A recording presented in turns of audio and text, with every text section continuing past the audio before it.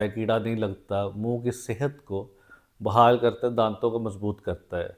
अब चलते हैं बात करते हैं इसे इस्तेमाल किस तरह करना है। सबसे पहले आपने एक चम्मच लेना है चाय वाला, छोटा चम्मच, उसके अंदर बेकिंग सोडा 1 चम्मच लेके उसे पानी के साथ मिक्स करना है। 2 से 3 ड्रॉप पानी के, या पानी से भी एक नेक्स्ट लेवल की चीज़ है ग्लिसरीन। ग्लिसरीन से जो पेस्ट बनती है वो ज़रा थिक होती है और जेल की तरह एक जगह पे स्टे करती है, जिससे आपको ब्रश करने में भी आसानी होगी। तो इस पेस्ट को आपने ब्रश के साथ, नरम ब्रश के साथ आहिस्ता-आहिस्ता दांतों पे करना है, स्पेशली गम लेवल पे। गम लेवल पे स्पेशली आपने ब्रश को थोड़ा टेढ़ा करके आहिस्ता-आहिस्ता एक डायरेक्शन में, अवे फ्रॉम गम से दूर, इस तरह आपने आहिस्ता-आहिस्ता करना है, जिससे दांत आपके अच्छी तरह साफ़ हो जाएंगे और मजबूत हो जाएंगे। लेकिन ये सारा काम आपने हफ्ते में एक दफ़ा करना है, ज़्यादा नहीं करना, क्योंकि ज़्यादा इसका इस्तेमाल दांतों के लिए नुकसानदेह होता है। तो मैक्सिमम हफ्ते में एक दफ़ा करेंगे तो दांत आपके साफ़ सुथरे भी और मजबूत भी होंगे, और मुंह से स्मेल आने के लिए इसका एक एडिशनल फ़ायदा है।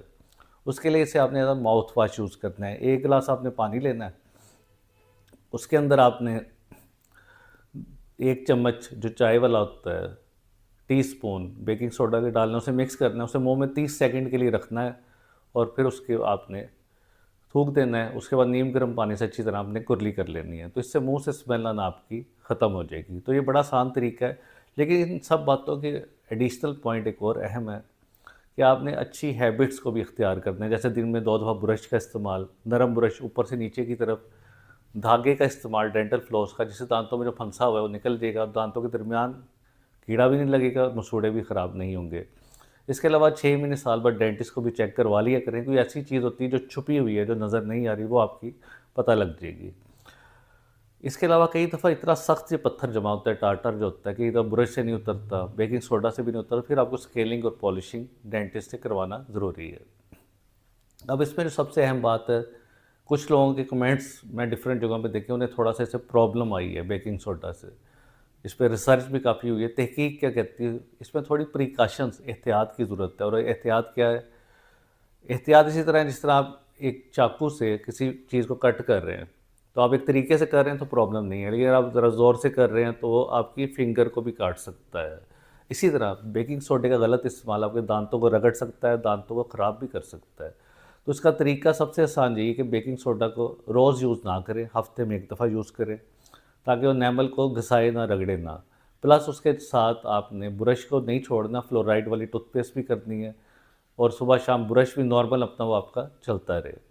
इसके अलावा अगर इसे किसी स्पेशल तरीके से, जो नई रिसर्च के लिहाज से इस्तेमाल करना है, तो 1 टीस्पून बेकिंग सोडा के अंदर 1 से 2, 1 चम्मच भी अगर आप डालें तो बहुत है, कोकोनट ऑयल का डालें तो एक पेस्ट बन जाएगी, जिससे दांत भी वाइट हो जाएंगे, मसूड़े भी आपके मजबूत हो जाएंगे।